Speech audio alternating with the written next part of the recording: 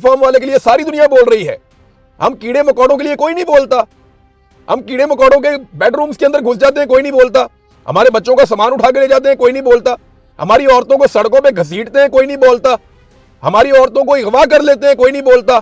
उनको हरासा करते हैं, उनके ऊपर पिस्तल तान लेते हैं, खवातीन के ऊपर, निहत्ती खवातीन के ऊपर। उस्मान डार की वालदा का गिरेबान फाड़ देते हैं, कोई नहीं बोलता। जो चौधरी एजाज की बीवी के साथ किया, जो शहबाज गिल का ड्राइवर था, उसकी एहलिया को ले जाके थाने में बंद कर दिया, उसके ऊपर कोई नहीं बोलता। वो जो उस्मान डार के साथ एक और लड़का था, उसकी बीवी को किस तरीके से उसको कहा गया कि जनाब इनको नंगा करके इनकी वीडियो बनाएंगे, वो बेचारा टूट गया उसके बाद, इस पे कोई नहीं बोलता। हम कीड़े मकोड़ों की खवातीन की, हमारे घर वालों की इज्जत कोई नहीं है। ये इज्जत सिर्फ यूनिफॉर्म वालों के घर वालों की है कि इनको कोई छेड़े, इनके साथ बदतमीजी करे, बंदूक निकाल के गोली चला देंगे। हम लोगों की नहीं है। हम कीड़े मकोड़े हैं, हम जानवर हैं, हमारा कोई हक नहीं है। यानी ये पाकिस्तान सिर्फ इनके लिए बनाया था कायदे आजम ने, हमारे लिए नहीं बना था। कानून सबके लिए एक जैसा होना चाहिए। अगर कानून नाफिज करने वाले इदारे खुद कानून पे भरोसा नहीं करके कानून अपने हाथ में ले रहे हैं, तो हमें भी एनओसी दी जाए, हम भी कानून अपने हाथ में ले लें, फिर हमें भी इसी तरह अप्रिशिएट किया जाना चाहिए पूरी दुनिया में, और हर जगह पे हमारे हक में आवाज उठनी चाहिए। नाज़रीन, नवाज शरीफ साहब ने अपने रहनुमाओं को मना कर दिया कि अब आपने सूबों वाले मामले पे भी बात नहीं करनी। याद है, इससे पहले नवाज शरीफ ने मना किया था पीपल्स पार्टी के खिलाफ बात नहीं करनी। फिर नवाज शरीफ ने कहा जी मोहसिन नकवी भी बहुत ताकतवर है, उसके खिलाफ भी बात नहीं करनी। फिर नवाज शरीफ ने कहा जी एस्टैब्लिशमेंट के खिलाफ कोई बंदा किसी किस्म की कोई बात नहीं करेगा। फिर नवाज शरीफ ने अब कह दिया जी ये सूबों वाला मामला है, इसके ऊपर भी कोई बात नहीं करेगा। पूरी पार्टी को ना मियाँ साहब ने कंप्रोमाइज होकर एक सीट अपनी जो यास्मीन राशिद से ली है उसके चक्कर में, और जो अपने भाई को हुकूमत बनाकर दी है, बेटी को वज़ीर आला बनाया, इस चक्कर में पूरी पार्टी को गूंगा कर दिया नवाज शरीफ ने। और जमहूरियत तो है ही ये कि आप बात करें, आप इख्तलाफ करें, आप अपना मौक़िफ़ सामने रखें। दिस इज कॉल्ड जमहूरियत, डेमोक्रेसी। मियाँ नवाज शरीफ साहब इस तरफ आते ही नहीं। उन्होंने पूरी पार्टी को जो है वो गूंगा बहरा बना के रख दिया कि ना तुम कुछ सुनते हो ना कुछ तुम बोलते हो। यानी वो तो कहते हैं ना वो गांधी जी के 3 बंदर कि ना बोलते हैं ना सुनते हैं ना देखते हैं, ना बुरा देखो ना बुरा सुनो ना बुरा बोलो। इनको जो है ना वो बिल्कुल वो सुन गुन करके रख दिया बिल्कुल। मियाँ नवाज शरीफ साहब ने जैसे वो खुद थे वो पूरी पार्टी को भी उसी तरह बना रहे हैं। नाज़रीन, एतजाज़ हसन साहब ने स्टेटमेंट दिया, वो कहते हैं जी शहबाज शरीफ ने ट्रंप को नोबेल का अमन इनाम के लिए नामजद किया और साथ ही नेतन्याहू ने भी ये किया। तो पाकिस्तान और इसराइल का हीरो एक होना ये बड़ी शर्म की बात है। शहबाज शरीफ को ट्रंप ने कहा कि नाचो, वैसे हमने तो नाचते हुए देखा भी, सलूट मारते हुए देखा। शहबाज शरीफ साहब जहाँ पे डोनाल्ड ट्रंप को देखते ना, चौथी लाइन से भी दूर से ही सलूट ठोक देते हैं डोनाल्ड ट्रंप को। यानी जिधर डोनाल्ड ट्रंप देखा वहां पे सलूट ठोक दिया। शहबाज शरीफ साहब ने वैसे जिस लेवल की पॉलिसी की है ना, या जिस लेवल की खुशामद की है, मैं सोचता हूं कि पता नहीं इनको वजीर आजम रहने का मजा भी आता होगा या नहीं आता होगा।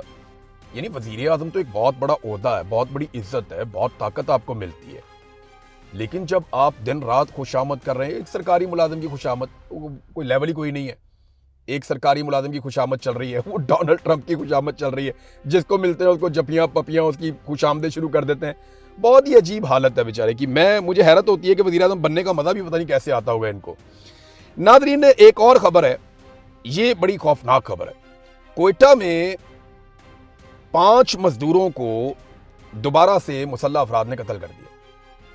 यानी एक और वाकया हुआ, 5 मजदूरों को उठाया, वो काम कर रहे थे कोयटा में, उन्हें कत्ल करके उनकी लाशें फेंक दी। ये रूटीन बनती चली जा रही है। जहां दिल करता है गाड़ियां रोक लेते हैं, जिसको चाहे मारते हैं। मस्तूम के हालात इतने ख़राब हैं कि वहां पे आबादी को कहा जा रहा है कि आप इलाका खाली करके यहां से निकल जाएं। आप अंदाज़ा करें कि हंसते बसते सूबे को कहां से कहां पहुंचा दिया गया। गुज़िश्ता 20 सालों के अंदर बेड़ा गर्क कर दिया गया पूरी मईशत, पूरी एक नस्ल का। और वहां पे जो इंसानी हुकूक के लिए आवाज़ उठाता है उसको उठाकर जेलों में डाल देते हैं। मारंग बलोच जैसी जमहूरी आवाज़ों को वहाँ पे चुप करवाया गया। समीदीन बलोच जैसी आवाज़ों को जो है वो कुचला गया, और लगातार इस किस्म के जुल्म का सिलसिला अभी तक जारी है। लकी मरवत में नाज़रीन बड़े खौफनाक मनाजिर आ रहे हैं, ये मैं आपके साथ शेयर करता हूँ। ये बड़ी तकलीफदेह चीज़ें हैं जो मैं आपके साथ बताने जा रहा हूँ। ये बन्नू पुलिस और फौज के दरमियान एक खून रेज किस्म का तसादुम होते होते रह गया। और यहाँ पे जो वीडियो है ये इतनी खौफनाक है कि पुलिस वालों ने यूनिफॉर्म उतारे हुए हैं, हाथों में इन्होंने हथियार उठाए हुए हैं, और ये फौज को वहाँ से जाने का कह रहे हैं। और फौज को कह रहे हैं तुम कश्मीर में चले जाओ, तुम जाओ जाकर कश्मीर फतह करो, यहाँ पे मत आओ। और ये फौज को ज़बरदस्ती यहाँ से वापस भेज रहे हैं। ये बहुत अजीब सूरत हाल है।